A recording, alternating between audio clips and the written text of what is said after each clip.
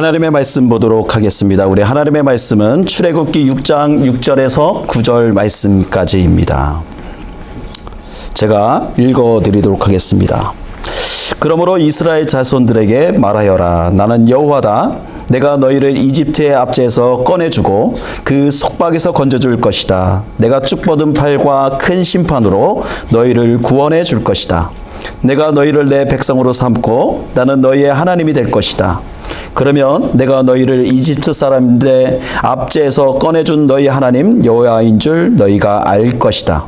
그리고 내가 아브라함과 이삭과 야곱에게 맹세한 땅을 너희에게 줄 것이다. 내가 그것을 너희에게 주어 너희의 유업이 되게 할 것이다. 나는 여호와다라고 말이다. 모세는 이 말을 이스라엘 자손에게 전했습니다. 그러나 이스라엘 자손들은 마음이 낙심되고 종살이가 심했기 때문에 모세의 말을 들으려 하지 않았습니다. 아멘. 우리 드려진 헌금 위해서 우리 함께 기도하도록 하겠습니다. 언제나 살아계셔서 우리의 기도를 들으시고 우리의 마음을 받으시는 여호와 하나님 감사드립니다. 하나님 일주일의 삶 가운데도 주님께서 지켜주시고 또 하나님 우리가 이곳에 모여서 하나님을 예배할 수 있는 은혜를 더하여 주심에 감사드립니다.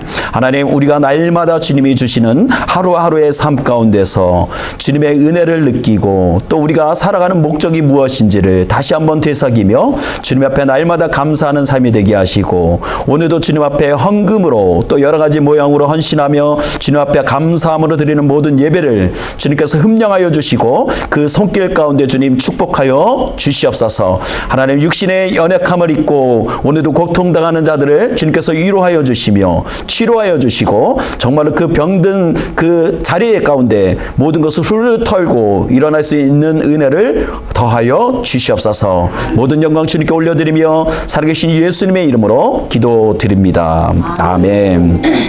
저는 오늘 출애굽기의 말씀을 통하여 우리의 믿음대로 됩니다라는 제목으로 함께 은혜의 말씀을 나누려고 합니다. 한번 따라해 보시겠습니다. 우리의 믿음대로 되어집니다.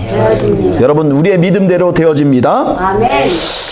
우리의 생각과 우리의 삶에 막대한 영향을 미칩니다. 우리의 생각은 또 우리가 안고 살아가는 기대는 우리의 삶 가운데 막대한 영향을 미친다라는 거예요. 인생도 마찬가지입니다. 늘 최악의 상황, 패배, 실패, 그저 그런 삶만을 기대하는 사람들이 많습니다. 그런 모든 사람들은 자기의 기대대로 또 그렇게 믿음대로 되어질 수밖에 없는 것입니다. 그러면 우리가 좀 더 나은 정말로 주님 안에서 온전한 믿음의 성도의 삶을 살기 위해서는 어떻게 해야 되는가? 첫 번째 우리가 해야 할 일이 있습니다. 따라해가겠습니다. 과거를 끊으라. 여러분 과거를 끊어야 한다는 사실입니다. 오늘 본문 7절과 8절 말씀입니다. 내가 너희를 내 백성으로 삼고 나는 너희의 하나님이 될 것이다. 그러면 내가 너희를 이집트 사람의 압제에서 꺼내준 너희 하나님 여호와인 줄 너희가 알게 될 것이다. 그리고 내가 아브라함과 이삭과 야곱에게 맹세한 땅을 너희에게 줄 것이다. 내가 그것을 너희에게 주어 너희의 유업이 되게 할 것이다. 나는 여호와다라고 말이다. 하나님께서 이스라엘 백성들에게 두 가지를 약속하십니다. 첫 번째는 무엇입니까? 내가 너희를 내 백성으로 삼고 이스라엘의 백성들을 이스라엘 노예 생활에서 어떻게 하겠다? 해방시켜 주겠다라는 약속이죠. 두 번째는 하나님께서 그들에게 약속하신 두 번째 말씀은 그들의 조상 아브라함과 이삭과 야곱에게 약속한 땅을 너희에게 유업으로 주겠다라는 약속을 하셨다라는 것입니다. 그런데 이 같은 말씀을 약속의 말씀을 모세가 이제 대언자가 되어져서 이스라엘 백성들에게 전했지만 이스라엘 백성들은 그 말을 들었습니까? 안 들었습니까? 그 약속의 말씀을 듣지 않았다라는 거예요. 여러분 항상 우리도 그렇지만 현실이 너무도 우리에게 벅차고 늘 현실 가운데 우리가 앞에 것만 쭉 바라보면서 나아갈 때 우리는 어떻게 돼요? 미래를 더 나은 미래를 생각할 수 없고 꿈과 소망을 가질 수가 없다라는 것입니다.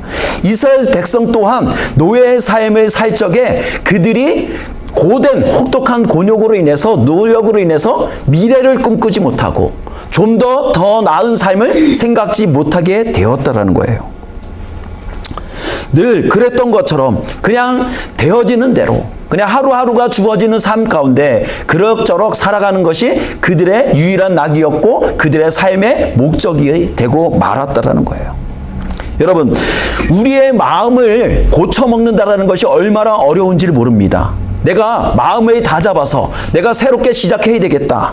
내가 좀 더 나은 미래를 생각해야 되겠다. 그런 생각을 하는 것이 쉽습니까? 어렵습니까? 어려워요. 그냥 단지 내 현실 가운데 주어지는 삶 가운데 내가 오늘 그냥 주어진 하루 그냥 열심히 살아야지만 생각하는 거지 더 나은 어떤 미래를 생각하고 나의 꿈을 비전을 위해서 우리가 살아가지는 못한다라는 거예요. 이스라엘 백성들이 그랬다는 것이죠. 이스라엘 백성들이 430년 동안 이집트의 노예 생활을 하면서 그들 가운데 있었던 것이 무엇입니까? 바로 노예 근성이라는 거예요. 노예 근성. 430년이라는 기간이 여러분 엄청나게 긴 시간들이에요. 세대가 변하고 또 세대가 변하고 또 세대가 가고 또 세대가 변하는 그 시간 가운데 그들이 조상 때부터 가졌던 그 노예의 근성은 버릴래야 버릴 수가 없었다라는 거예요. 그렇기 때문에 내 조상 때도 그랬고 내 자녀 때도 그렇고 나는 우리의 삶은 변하지 않을 거야. 조금 더 나아지지 못할 거야. 희망하지 못하고 소망하지 못하게 되었다라는 것이죠. 그런 가운데 하나님께서 모세를 통해서 이제 내가 너에게 약속한 땅을 주겠고 너는 나의 백성이 되겠다는 약속의 말씀을 주셨을 때 그들은 그 말씀을 즉시로 받아들이지 못했다라는 거예요. 내가 처해 있는 상황, 지금 내가 겪고 있는 어려움이 때때로는 내가 멀리 바라봐야 할, 내가 소망해야 할 그 나라를 소망하지 못하게 만드는 장애의 요소가 될 수가 있다라는 거예요. 우리는 현실에 감사하되 우리는 현실에서 안주해서는 안 된다라는 거예요. 우리가 이 땅을 딛고 살아가면서 이 땅의 것을 먹고 이 땅에서 열심히 살아가지만 우리의 삶은 여기에서 끝나는 것이 아니라 우리의 삶은 어디다? 최종 목표는 어디다? 하나님이 계시는 천국이다라는 거예요. 그런데 우리 크리스천들이 종종 우리는 이 세상에서의 모든 삶이 전부인 마냥 정말 모든 인생의 모든 것을 걸고 나의 인생의 모든 삶에 힘을 쏟으면서 정욕을 쏟으면서 살아가지만 정작 우리는 삶 가운데서 내가 원하는 만큼 그것을 거둬들이지 못하고 그 기쁨 가운데 우리가 온전히 누리지 못하면서 살아가고 있다는 거예요. 하나님은 언제나 우리에게 커다란 선물을 준비하고 계시다는 거예요. 우리가 마치 어린아이가 우리 여름이도 있지만 어린아이가 자기 생일이 되어지면 그 아이가 기대하는 것은 무엇입니까? 이제 반드시 엄마 아빠가 할아버지가 뭔가 커다란 선물을 나에게 준비해 주실 거야 라는 그런 기대감이 있으면 자기의 생일이 기다려지는 것처럼 그런 소망을 할 수 있고 기대를 할 수 있는데 이스라엘 백성들에게는 그 기대감마저도 없었다라는 거예요. 우리 크리스찬들도 이 땅을 살아가면서 이 땅에서 겪는 어려움과 고난과 그 모든 두려움의 문제들을 당면하면서 정작 우리가 소망하고 바라봐야 할 천국을 바라보지 못하고 정말로 이 현실의 문제 가운데 부닥쳐서 우리가 절망하고 낙심하는 우리 자신을 발견하게 된다는 것이죠. 하나님은 우리에게 커다란 선물을 준비하고 계십니다. 우리는 현실의 장벽을 넘어서 하나님께 나아가야 하는 의무가 있습니다. 현실에 있는 장벽, 앞에 있는 문제, 나의 살아가야 할 모든 그런 문제들, 건강의 문제, 경제적인 문제, 그런 것들이 나에게 당장은 너무도 크게 느껴지고 어렵게 느껴지고 뛰어넘을 수 없는 벽처럼 느껴지지만 우리는 어떻게 해야 돼요? 그것을 뛰어넘어 어떻게 해야 된다는 거예요? 하나님께 나아가는 은혜가 있어야 한다는 거예요. 우리 믿음의 사람들은요, 앞에 있는 현실만을 쫓아가며 살아가는 사람들이 아니에요. 보이지는 않지만, 나의 손에 여전히 잡히지는 않지만, 내가 그것을 눈으로 확인하지는 못했지만, 여전히 나를 위해서 준비하신 그 천국, 정말로 좋은 나라를 소망하며 더 나은 하나님의 은혜를 소망하면서 우리가 오늘도 살아가고 있다는 거예요. 오늘 우리가 주님 앞에 예배를 드리는 이유는 단 한 가지죠. 그 살아계신 하나님이 나를 위해서 좋은 것을 준비하신 하나님을 내가 예배하고 그 주님 앞에 감사함으로 예배를 드리는 거예요. 그렇기 때문에 이 예배가 얼마나 소중한지 몰라요. 두 번째로 우리가 해야 할 일들이 있습니다. 우리 마음의 장벽을 부숴야 한다는 거예요. 자, 따라해 봅시다. 현실. 마음의 장벽을 부숴라. 마음의 벽을 부숴야 한다는 거예요. 마음의 벽을. 여러분, 현실의 벽을 뛰어넘기 전에 우리가 해야 할 일은 무엇입니까? 내가 스스로 쌓아놓은 마음의 벽을 무너뜨리는 일들을 해야 돼요. 우리는 어떻게 해요? 제가 쉬운 예로, 우리 청년들도 있고 우리 유진이도 있기 때문에 제가 쉬운 예로 얘기했습니다. 이제 어느 집에서 키우는 새가 있습니다. 그 새를 이제 주인이 열심히 몇 년을 키우다가 이 새가 이제는 더 이상 이 새를 키울 수 없겠구나. 그래서 이 새를 놓아주기로 결심을 했습니다. 그래서 새장을 열어놓고 이 새가 떠나가기만을 기다렸다는 거예요. 근데 이 새가 웬일인지 이 새가 그 새장을 밖을 나가지를 않는 거예요. 왜 안 나가는 걸까요? 날는 법을 잊어버렸어요. 예, 자기가 나를 수 있다는 법을, 나를 수 있다는 것을 잊어버린 거예요. 그 장벽이 있음으로 인해서 그 장벽의 문이 열려 있지만 그것을 뛰어넘지를 못하는 거예요. 두려움 때문에. 우리가 종종 우리의 삶이 그렇다는 거예요. 우리 안에 보이지 않는 벽들을 세워놓기 시작해요. 그래서 내 가정, 내 자신, 나의 의견, 내 생활, 모든 패턴들, 그 모든 것들이 옳다라고만 생각을 하는 거예요. 그것이 벽으로 세워지기 시작하면 어떻게 되는 거예요? 나만의 세계가 생기기 시작하는 거예요. 그래서 나의 주장이 나오게 되고 누군가가 말을 하면 그것은 옳지 않다라고, 내 경험상으로는 그것이 옳지 않다라고만 얘기하는 거예요. 근데 우리가 하나님의 은혜를 누리고 우리가 좀 더 믿음의 사람으로서 살기 위해서는 어떻게 된다? 마음의 장벽을 무너뜨려야 한다는 거예요. 내 안에 있는 기준들을 무너뜨려야 한다는 거예요. 내 안의 삶, 내가 붙잡고 있는 옳다라고 생각하는 그 모든 것들을 부서뜨리게 해야 된다는 거예요. 근데 여러분, 그것은 누가 해줄 수 있는 것이 아닙니다. 내가 쌓아놓은 장벽들, 벽들은 내가 부술 수 있을 때, 내가 그것을 무너뜨릴 때 비로소 그것이 무너지는 거예요. 내 마음을 주님 앞에 내려놓기 시작할 때, 내가 정말 얼마나 주님 앞에 부족한 자인지를 내려놓게 될 때, 내가 주님 앞에 얼마나 큰 죄인인지를 알게 될 때, 그 마음의 장벽들이 무너지기 시작하는 것입니다. 근데 우리는 이 경관진을 어떻게 생각해요? 우리는 그것을 마치 현실인 듯, 나의 삶의 어떤 짐인 듯 그것을 받아들인다는 거예요. 그래서 이렇게 고백하죠. 나는 과거의 삶이 이랬고 앞으로의 삶도 좀 더 나아질 수 없어. 우리 가정의 백그라운드가 좋지 않기 때문에, 나는 좋은 환경 가운데 태어나지 못했기 때문에 나의 삶은 좀 더 나아질 수가 없어. 나는 외모가 좋지 않아서 나는 사람들에게 인정받을 수가 없어. 종종 자기의 모습을 보면서 어떻게 해요? 좌절하거나 또 자기 현실에 안주하는 경향이 있다라는 거예요. 여러분, 그런데 성경에 보면 자기의 한계를 뛰어넘어서 그것을 뒤바꿨던 사람이 있습니다. 그 사람이 누군지 아세요? 우리가 잘 아는 제이콥, 야곱이라는 사람이에요. 자, 야곱의 환경을 한번 봅시다. 야곱은 몇째 아들이에요? 두 번째 아들이에요. 그 첫 번째 누가 있었어요? 에서가 있었고, 두 번째 누구예요? 제이콥. 그러면 원래대로라면, 유대 전통에 의하면은 그 가정의 축복권은 누가 가지게 돼 있어요? 아버지 다음에 누가 갖는 거죠? 첫 번째 아들 에서가 갖게 돼 있는 거예요. 근데 성경에 보면 야곱이 형 에서의 축복권을, 장자권을 어떻게 해요? 자기가 그것을 가지려고 했다라는 거예요. 자, 그 가정 가운데 있어서는 안 될 일이 그 가정 가운데 일어나는 거예요. 근데 뭐예요?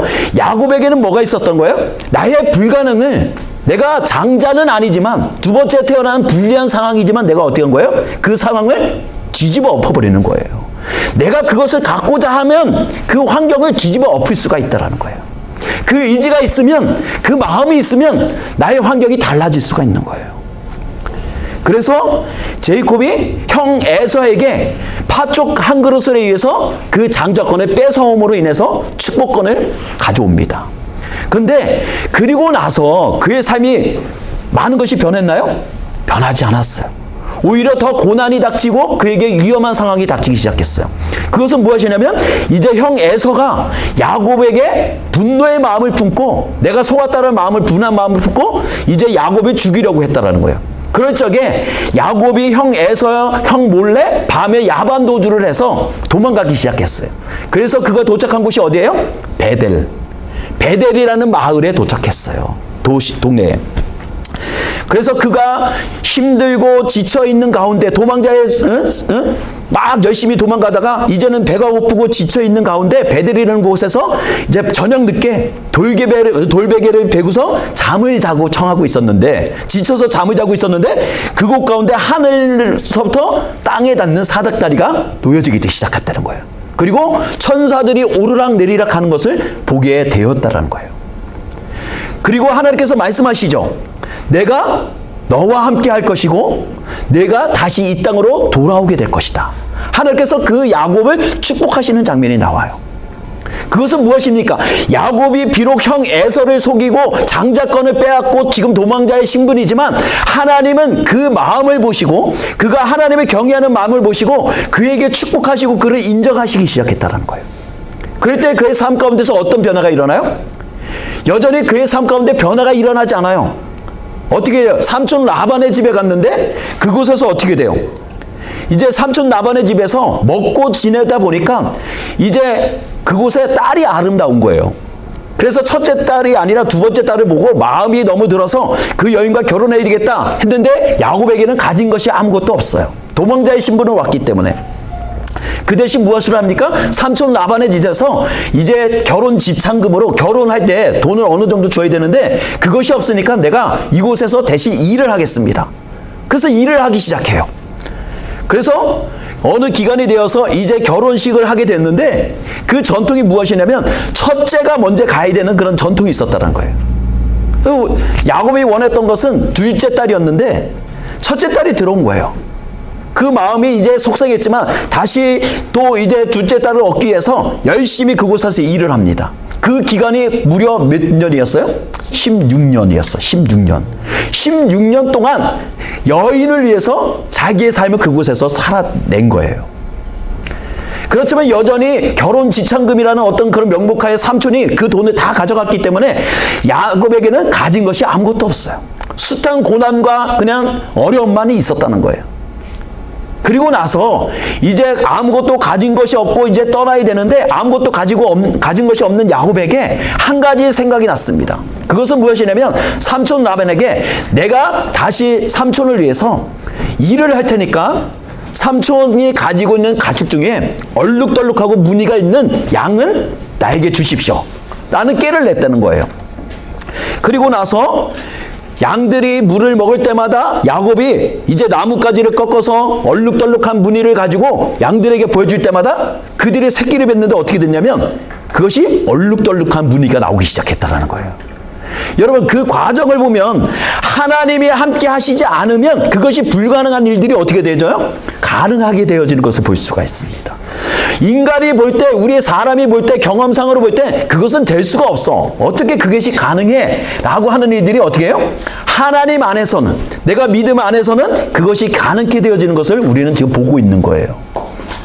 그런 상황 가운데 이제 삼촌 라반의 집에서 어마어마한 약대를 이끌고 또 가축을 이끌고 이제 풍성한 마음을 안고서 고향으로 돌아오는 길 가운데 한 가지 문제가 있었습니다. 그것은 무엇이에요? 그쵸? 형 에서가 이제 군사 300명을 이끌고서 400명을 이끌고서 이제 따라오고 있다는 거예요. 형 동생을 맞이하러. 그런 가운데 야곱이 할 수 있었던 것은 무엇입니까? 내가 알았던, 내가 믿었던, 나의 삶을 여지껏 인도했던 하나님 앞에 엎드려서 뭐 하는 거예요? 밤새도록 기도하는 일이었어요.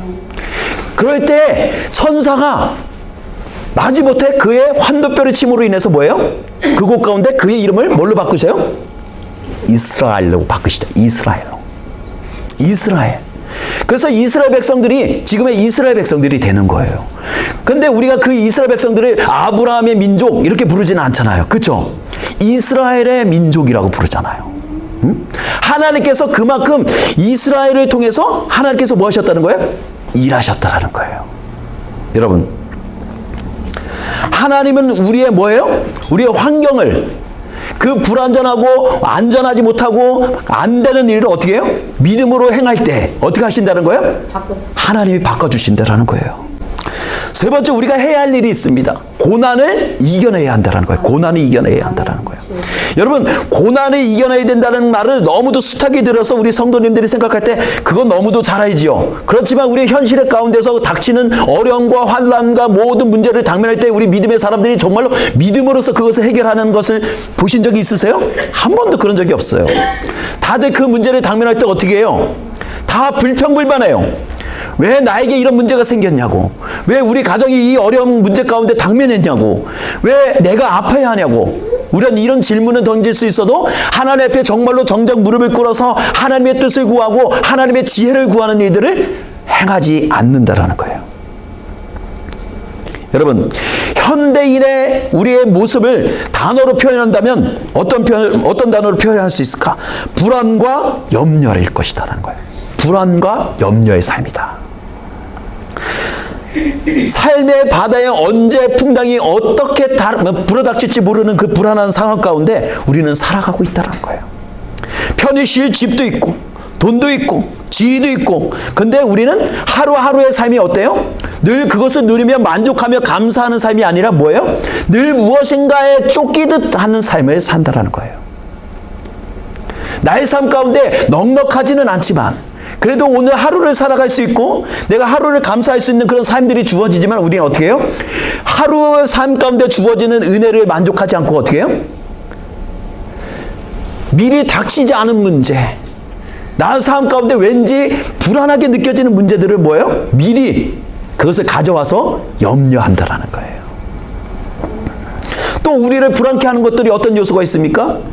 지금 우리가 당한 오미크론의 이 상황, 그렇죠? 코로나는 이 상황이 너무도 불안하게 느껴져요.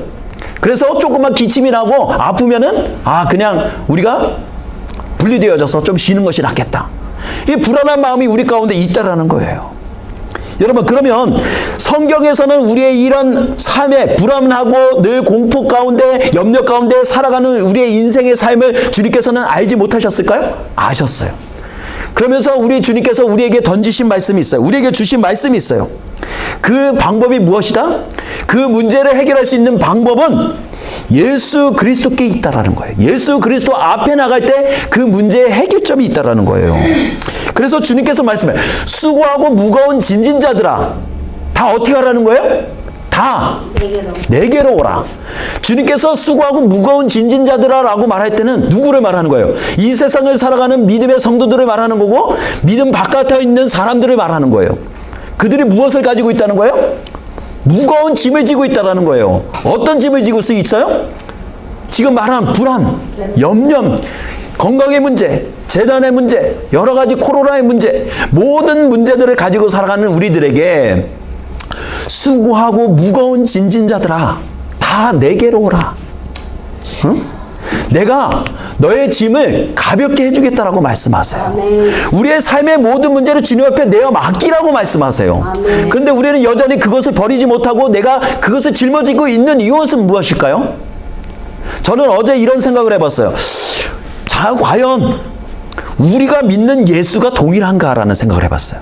내가 믿고 있는 예수나 유진이가 믿고 있는 예수나 아니면 우리 사모가 믿고 있는 예수나 다 동일할까 진짜? 왜 그렇게 생각을 했냐면 우리가 믿고 있는 예수가 각자가 다른 것 같아요. 내가 믿고 있는 예수가 틀린 것 같아요. 나에게는 엄청나게 마음 가운데 평안을 주는데 왜 다른 사람에게 그 평안을 발견하지 못할까? 혹시 그 믿음의 그 예수가 다른 것이 아닐까? 우리가 믿고 있는 예수가 다른 것이 아닐까? 그런 생각을 해봤어요. 여러분, 우리가 믿고 있는 예수는요 늘 변함이 없으시고 동일하지 않은 분이에요. 구약시대에나 신약시대에나 늘 현재에도 동일하신 하나님이세요. 왜 우리는 구약시대의 능력을 행하시고 홍해를 가르셨던 그 하나님이 왜 신약시대에 와서는 홍해를 가르지 못하고 병든 자를 고치지 못하고 왜 믿음이 없는 자를, 왜 눈이 뜨지 못하는 자들을 눈을 뜨지 못하게 만들까? 그것은 우리의 문제죠. 하나님은 변함이 없으시고 회전하는 그림자도 없으시다고 말씀하는데 뭐가 문제예요? 우리 안에 믿음의 문제라는 거예요. 구약시대에 그 믿었던 이스라엘 백성들이 믿었고 병든 자들이 믿었던 그 믿음은 지금 우리가 믿는 예수와는 너무도 틀린 것 같아요. 그 믿음에 한계가 있는 것 같아요.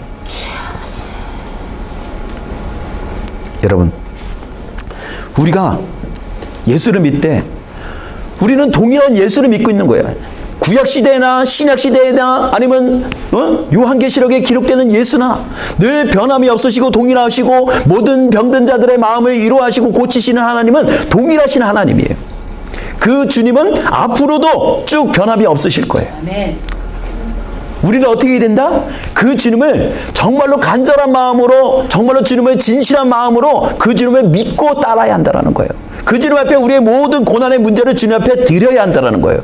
그 진실한 삶의 고백이 없을 때 우리의 삶 가운데는 그 어떤 기적도 어떤 변화도 일어나지 않는다는 거예요.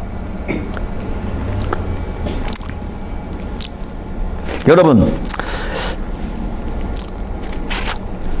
우리의 불가능 또 우리의 고난이 때때로는 그것이 넘어갈 수 없는 것처럼 느껴지지만 그것은 잠시뿐이라는 거예요. 그것은 우리가 충분히 이겨낼 수가 있다라는 거예요. 제가 한 가지 예화를 드리겠습니다. 어떤 한 부부가 있었는데 이 부부에게는 4명의 자녀가 있었어요. 근데 이 남편이 심한 병에 걸려서 이제 죽을 날을 기다리고 있었다는 거예요. 그런데 이 아이, 그 넷 중에 한 아이가 어느 날 병에 걸려서 죽었어요. 근데 그런데 이 세 아이도 온전치가 않아요. 모든 아이들이 시름시름 앓기 시작했다는 거예요. 그 와중에 이 여인이 임신을 하게 되었습니다. 그래서 이 이야기를 하면서 어떤 교수가 학생들에게 물어봤어요. 이 임신한 여인이 출산을 하는 것이 옳겠느냐 아니면 어떻게 하는 것이 옳겠느냐 했더니 어떤 학생이 자신 있게 손을 들고서 얘기를 합니다. 지금 가정 형편이 좋지 않으니까 그 아이를 낙태하는 것이 옳습니다 라고 했다는 거예요. 그랬더니 그 교수가 이렇게 말해요. 이복의 학생은 바로 지금 베토벤을 죽인 것이네 라고 말했다는 거예요. 그 아이가 5번째 아이가 베토벤이었다는 거예요. 베토벤. 그 아이를 만약에 낙태를 시켰다면 유명한 음악가, 우리가 잘 알고 있는 음악가 이 베토벤이 존재할 수 있었을까요? 존재하지 못했을 거라는 거예요. 응? 베토벤의 삶이 늘 좋은 것은 아니었다는 거예요. 고난의 연속이었고 그가 13살 때 그의 어머니가 돌아가셨고 그의 아버지는 17살에 돌아가셨어요. 그렇지만 그는 아버지를 통해서 악단이었던 그 아버지를 통해서 음악을 배우게 됩니다. 그가 가난한 가운데도 늘 불안정한 어떤 삶 가운데서도 그가 가지고 있었던 꿈은 무엇이냐면 내가 나의 음악을 통해서 많은 사람들에게 하나님을 찬양하고 그 음악의 즐거움을 알려주고자 하는 그 마음이 있었다라는 거예요. 그는 가진 것이 없었기 때문에 모든 하는 일마다 또 여자를 사귀는 일마다 실패를 하게 되었다라는 거예요. 그 중에서 가장 불행했던 일은 무엇이냐면 32살에 뭐가 와요? 듣지 못하게 되었다라는 거예요. 32살에. 엎친 데 덮친 격이라는 그런 말이 있죠.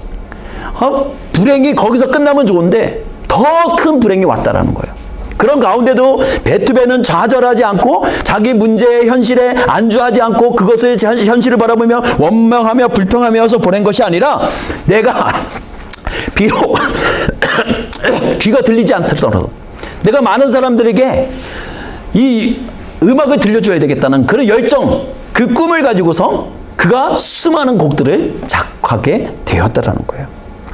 여러분, 현재의 우리의 어려움과 고난은 우리가 앞으로 나아갈, 우리가 바라봐야 할 더 큰 이상을 보지 못하게 하는 벽이 아니라는 거예요. 더 이상.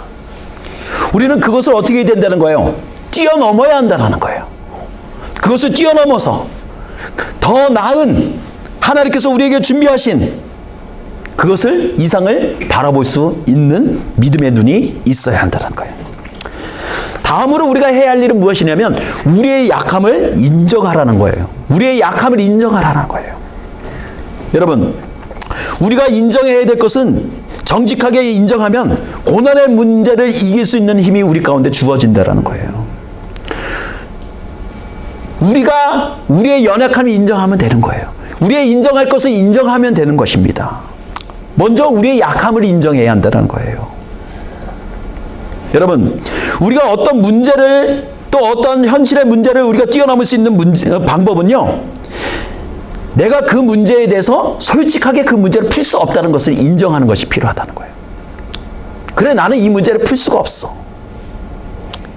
그리고 우리는 이렇게 스스로 얘기해. 남이 보기에는 괜찮을 것 같지만 전혀 괜찮지 않다는 것을 우리는 인정해야 한다는 거예요. 우리는 좀 그런 문화가 있죠. 괜찮아? 라고 얘기하면 아프면서도 괜찮은 것 같아. 좀 그런 게 있어요. 근데 정말 괜찮은 게 아니죠. 밤새도록 그것 때문에 아파서 끙끙대면서 그것 때문에 정말 힘들어하는데 괜찮은 게 아니에요. 근데 우리는 어떻게 해요? 나는 괜찮아. 남이 보기에는 좋은 것 같지만 나는 다 좋지 않다는 것을 인정해야 돼요. 나의 삶이 지금 나는 그렇게 넉넉지 않다는 것을 인정해야 돼요. 근데 우리는 어떻게 해요? 남에게 보여주고 인정받는 것이 좋아서 그것이 어렵고 힘들더라도 나는 괜찮다라고 얘기해요. 남이 보기에는 내가 모든 것을 다 할 수 있는 능력자처럼 보이지만 내 심령 깊은 곳에는 남들이 모르는 아픔과 고독과 실패감과 연약함이 있다는 사실을 인정해야 돼요. 내가 얼마나 겁쟁이이고 내가 얼마나 실패자이고 얼마나 내가 정말로 연약한 자인지를 스스로 인정해야 돼요. 그리고 어떻게 해야 돼요? 솔직하게 내 자신을 인정하게 될 때 우리는 어떻게 돼요? 상대방에게, 다른 사람에게 도움을 요청해야 한다는 거예요. 도움을 요청해야 된다는 거예요. 여러분, 우리가 하나님 앞에 우리의 삶의 모든 문제를 주님 앞에 인정하고 내가 정말 얼마나 주님 앞에, 당신 앞에 연약한 자인지를 고백하게 될 때 하나님이 우리의 기도를 들으시고 우리의 아픔을 보시고 우리의 현실의 삶을 보시면서 어떻게 하시겠어요? 내 사랑하는 자라냐고, 내 사랑하는 아들아, 내 사랑하는 딸들아 라고 말씀하시는 그 주님이 정말로 연약하고 아파서 신음하는 자들을 하나님이 보시고선 그냥 내버려 두시겠냐고요. 하나님이 반드시 그 자녀를 보듬어 안으시고 그 자녀를 도와주신다라는 거예요. 그 다음으로 우리가 인정해야 될 것은 무엇입니까? 나는 주님 앞에 죄인이라는 것을 인정해야 한다는 거예요. 죄인이다. 정말로 우리가 중요한 것은 무엇이냐면 내가 주님 앞에 죄인이다라는 것을 인정해야 돼요. 이런 말을 하면은 어떤 분들이 이렇게 생각해요. 뭐 교회 가면 매일 나는 죄인이라고 그래갖고 그 말이 듣기 싫다고 말씀하실 수 있어요. 근데 분명합니다. 정말로 저와 여러분은 하나님 앞에 죄인이에요. 우리가 그것을 인정하고 주님 앞에 도우심을 구하고 하나님의 죄 용서를 구하면 하나님은 네가 죄인이다라고 우리를 정죄하시는 분이 아니라 뭐 한다? 우리를 용서해 주시는 분이시라는 거예요. 아멘. 그리고 우리를 끈알아 주시는 분이라는 거예요. 아멘. 그 주님이 오늘도 우리와 함께 하십니다. 아멘. 우리가 마지막으로 해야 될 것은 하나님의 능력을 인정해야 한다는 거예요. 하나님의 능력을 인정할 때 우리의 삶 가운데 변화가 일어나고 하나님이 일하시는 것들을 경험하기 시작한다는 거예요. 자, 오늘 말씀 22절과 23절, 24절의 말씀이에요. 예수께서 대답하셨습니다. 하나님을 믿으라. 내가 너에게 진실로 말한다. 누구든지 저 산에게 들려서 바다에 빠지라 하고 마음에 의심하지 않고 말한 대로 될 줄로 믿으면 그대로 이루어질 것이다. 그러므로 내가 너에게 말한다. 무엇이든지 너희가 기도하고 간구한 것은 이미 받은 줄로 믿으라. 그리하면 너희에게 그대로 이루어질 것이다. 아멘. 아멘. 여러분, 우리의 삶 가운데서 또 우리가 살아가는 앞으로의 모든 삶 가운데서 우리가 분명히 기억해야 될 것은 우리 하나님은 뭐하다? 모든 것을 행하실 수 있는 능력의 하나님이시라는 거예요. 여러분, 그 능력의 하나님을 믿는 사람은 더 이상 이 현실의 노예입니까? 아닙니까? 현실의 노예가 아니에요. 현실을 쫓아가며 그것에 목매어서 그 돈을 내가 얼마나 더 벌어들일 수 있을까? 그 돈을 보면서 나의 목을 메우면서 졸졸졸 쫓아가는 강아지 새끼가 아니에요. 우리는 더 이상 노예가 아니에요. 하나님께서 태초에 하나님의 인간을 지으시면서 말씀하셨죠. 너희는 뭐하라? 이 땅을 정복하고 뭐하라? 다스리라 라고 말씀하세요. 너희가 이 세상을 쫓아가면서 이 세상을 닮아가라 라고 말씀하시잖아요. 이 세상을 뭐하라? 정복하고 다스리라고 말씀하세요. 그러면 그 가운데 우리가 정말로 어렵게 생각하고 정말로 힘들게 생각하는 경제적인 모든 것들이 거기에 포함이 된다는 거예요. 여러분, 모세는 죽을 때까지 뭐 했어요? 하나님의 약속을 믿었던 사람이에요. 그는 비록 나이가 들어서 하나님의 부르심을 받고 이스라엘 백성들을 축복해내겠지만 그 가운데도 뭐가 있었어요? 여전히 그 마음 가운데 성냄과 분냄이 있었다는 거예요. 하나님 앞에 온유한 자라는 인정을 받았지만 그 안에 그런 분노함이 있었어요. 그래서 이스라엘 백성들을 어느 순간 가운데 분노함으로 그들을 저주할 때 하나님께서 말씀하시죠. 내가 약속한 땅에 들어가지 못하리라. 그 약속을 받게 되었다는 거예요.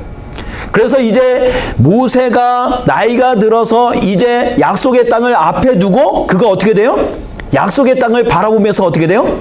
그곳 가운데 자기의 삶을 마감하게 된다는 거예요. 여전히 모세가 그 안에 연약함이 있었고 나이가 많다는 어떤 그런 어떤 불리함이 있었지만 모세는 뭐 했던 사람이에요? 하나님의 능력을 알고 하나님이 그의 삶 가운데 인도하신다을 믿었기 때문에 그는 나이가 들었음에도 뭐 했던 사람이에요? 꿈을 꾸었던 사람들이에요. 꿈을 꿨던 사람이에요. 우리가 잘 아는 요셉처럼 어떤 큰 이상의 꿈을 꿨던 것도 있지만 모세는 하나님에 의해서 하나님이 주시는 능력으로 인해서 그는 꿈을 꿀 수가 있었다는 거예요. 장차 이스라엘 백성들이 약속의 땅을 들어가는 그 장면을, 그 땅을 그는 상상할 수가 있게 되었다는 거예요. 그래서 그가 죽음을 맞이하면서도 어떻게 해야 돼요? 높은 산에 올라가 자기의 마지막을 마감하면서 어떻게 해요? 약속의 땅을 바라보면서 자기의 삶을 마감한다는 거예요. 꿈을 꾸는 사람, 나이가 들건 나이가 적던 여전히 꿈을 꾸고 비전을 갖는 사람은요, 그 이상의 것도 해낼 수가 있다라는 거예요. 어떻게 그것이 가능할까요? 나에게 능력 주시는 자, 모든 것이 가능케 하시는 하나님. 나이가 들어서도 아이를 갖지 못할 때 아이를 주셨던 그 하나님이 우리 안에 커다란 비전과 꿈을 꾸게 하신다라는 거예요. 여러분, 꿈을 꾸는 데에는 나이가 필요한가요? 필요하지 않은가요? 필요하지 않아요. 나이가 들었건 나이가 어리던 모든 사람들이 꿈을 꿀 수가 있습니다. 비전을 가질 수가 있어요. 여러분, 그렇기 때문에 우리에게 주어진 현실들을 어떻게 돼요? 늘 대할 때마다 우리는 오늘 하루가 밝았구나. 어떻게 살아가야 될까? 절망하며 낙심하며 또 염려함으로 하루를 시작하는 것이 아니라 어떻게 해야 돼요? 예수 그리스도를 믿는 사람들은 오늘도 주님이 주시는 새 희망과 새 소망을 가지고 어떻게 해야 돼요? 하루를 시작할 때 감사함으로, 기쁨으로 활기차게 시작해야 한다는 거예요. 여러분, 요즘 SNS다 아니면 텔레비전이다 열어보면 뭐예요? 우리를 불안하게 하고 염려케 하고 우리의 마음을 무겁게 하는 일들이, 소식들이 너무도 많아요. 어떤 사람이 자살해서 죽었더라, 어떤 이는 굶어서 죽었더라. 그런 기사들을 볼 때마다 마음이 무너져요. 정말 염려가 돼요. 우리의 자녀들이 과연 바르게 살아갈 수 있을까? 이 어두운 세상들을 우리 자녀들이 옳게 살아갈 수 있을까? 우리의 마음을 염려케 하고 근심되게 하지만 우리가 그 현실만을 바라보면서 불평불만하며 그렇게 살아갈 수는 없잖아요. 하나님이 우리에게 오늘도 이 하루를 주신 이유는 단 한 가지예요. 너희가 이 하루를 살아갈 때 감사함으로 또 새 희망과 새 소망과 새로운 비전을 꿈고 너희가 오늘 하루를 그렇게 감사함으로 살아라라고 우리에게 허락하셨다라는 거예요. 그런 말도 있죠. 오늘 하루는 어제 죽은 이가 그토록 바라던 어제였다라는 거예요. 어제 죽은 이가 그토록 바라던 오늘이었다라는 거예요. 그 오늘을 살아가는 우리들이 오늘 하루를 대할 때 불평과 짜증과 원망과 아니면 내가 가지고 있는 현실들을 바라보면서 원망하고 있으면 이 하루가 얼마나 불행하겠어요. 그렇지만 주님께서 오늘 이 하루를 우리에게 주시면서 너희가 이런 삶을 살기를 정말 주님 앞에 감사하며 하나님을 온전히 예배하고 찬양하며 그런 예배를 드리는 삶을 드릴 때 하나님이 얼마나 우리의 모습을 보면서 기뻐하시겠냐라는 거예요. 여러분, 모든 일을 대할 때마다 우리는 어떻게 돼요? 늘 감사함으로 대해야 한다는 거예요. 아침에 눈을 뜨면 불평불만이 아니라 짜증 섞인 말이 아니라 뭐 해야 된다? 하나님이 이 하루를 시작해 해주신 주님께 감사드립니다. 기도하러 시작할 때 어떻게 돼요? 내 입술 가운데 어느새 내가 즐겨 부르지 않았던 찬송과 찬양이 내 입술 가운데 번지기 시작해요. 나의 입술의 고백이 부드러워지기 시작해요. 여러분, 우리가 오늘 하루를 살아갈 때 정말 주님 앞에 그런 마음으로 살아갔으면 좋겠습니다. 늘 감사하는 마음으로. 그렇게 살아갔으면 좋겠습니다.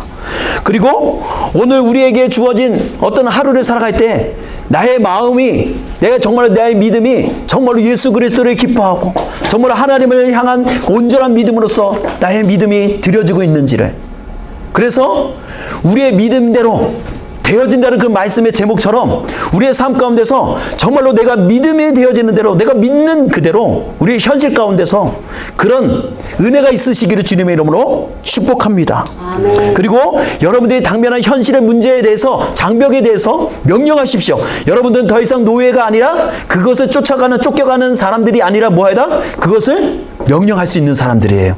그것을 거부할 수 있는 사람들이에요. 내 안에 있는 불리함들을 거부하십시오. 그리고 그것을 극복해 나가시기를 주님의 이름으로 축복합니다. 아멘. 그래서 하늘로부터 오는 하나님의 능력을 덧입음으로 인해서 독수리가 날개처럼 올라갔던 비상함을 얻을 수 있는 저와 여러분들이 되시기를 주님의 이름으로 축복합니다. 아멘. 기도하도록 하겠습니다.